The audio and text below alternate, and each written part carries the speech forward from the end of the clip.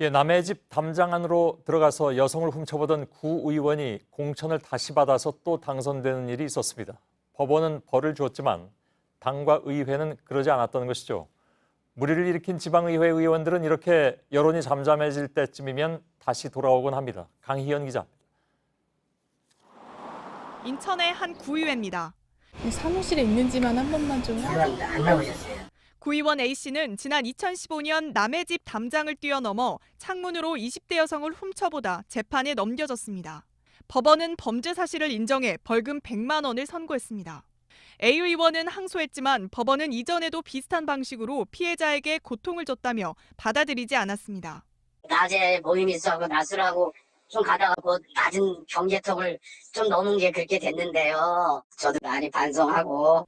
하지만 의회 차원의 징계는 출석 정지 15일뿐이었습니다. A 의원은 지난해 6.13 지방선거에서 민주당 공천을 받아 또 당선됐습니다.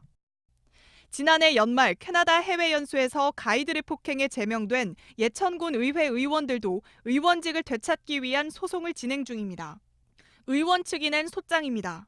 다른 의원들이 험담하는데 가이드가 끼어들면서 폭행이 시작됐다고 주장했습니다. 박 의원이 가이드에게 내가 뭔데 그런 소리를 하냐며 한 대 때렸고 가이드가 사과했지만 화가 풀리지 않아 한 대 더 때렸다고 했습니다. 권 의원이라 되는 사람이 가이드를 때렸을 때는 가이드에게 어떤 문제가 있지 않았을까요? 피해 가이드의 고통은 지금도 이어지고 있습니다. 여행 가이드는 못하고 계시고요. 왜냐하면 잡을 안 주니까. 그 사람들이 직접적으로 사과를 한다든가 그런 건 없었죠. JTBC 강연입니다. 예, 기초의회 의원들의 어이없는 행태는 여러 차례 지적을 한 바가 있습니다만 여전히 계속되고 있죠. 취재를 담당한 정치부 이윤석 기자가 나와 있습니다. 조금 전에 전해드린 담을 넘어 들어가서 창문을 통해서 엿봤다는 거잖아요. 네. 그러다 이제 형사처벌을 받았는데 정당의 공천을 다시 받았다는 것도 놀랍고 또 아무튼 그렇게 해서 또 당선돼서 돌아왔더군요. 네, 본인은 억울한 부분도 있다고 말을 하긴 했는데요. 예. 잠깐 들어보겠습니다.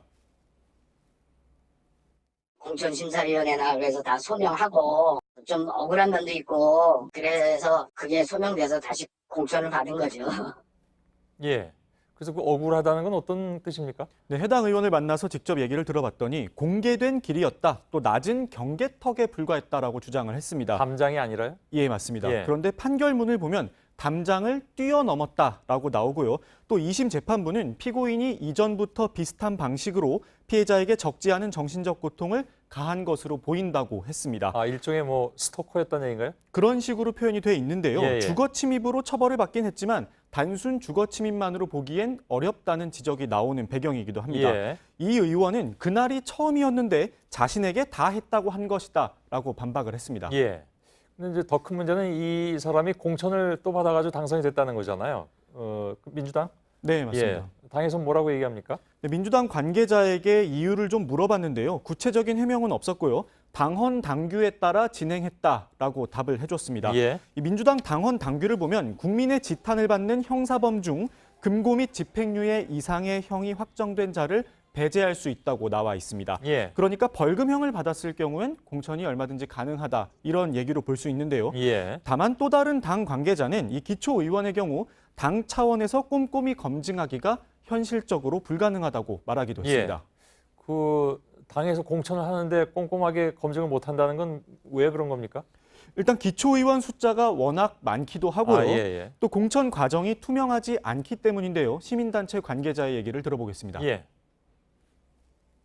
어떤 징계 전력이나 이런 부분들을 공천 심사 점수에 넣어서 평가를 해야 되는데 좀 그런 식으로 좀 공천 심사가 투명하고 좀 이렇게 원칙 있게 이루어지지 않고 있다는 게 문제라고 생각합니다. 예. 근데 사실 이제 구의원이 어떤 일을 하는지 잘 모르는 분들도 많이 계십니다. 근데 이게 따져보면 정치적 영향력이 무시할 수 없을 정도로 크다면서요?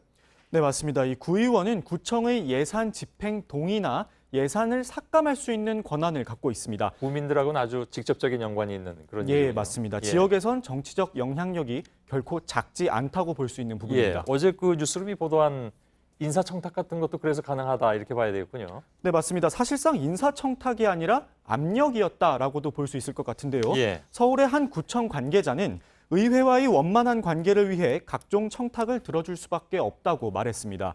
직원이 청탁을 들어주고 자신의 인사를 청탁하는 경우도 있다. 이런 말을 하기도 했습니다. 예, 알겠습니다.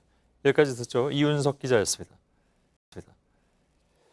서울 중구청은 어제 중구의회 조영훈 의장을 청탁금지법 위반과 업무방해 혐의로 경찰에 고발했습니다. 조 의장은 작년에 구청 직원들에게 반복적으로 채용 등 인사 관련 부정 청탁을 했다는 의혹을 받고 있습니다. 조 의장은 좋은 사람을 추천했을 뿐 문제가 없다는 입장입니다.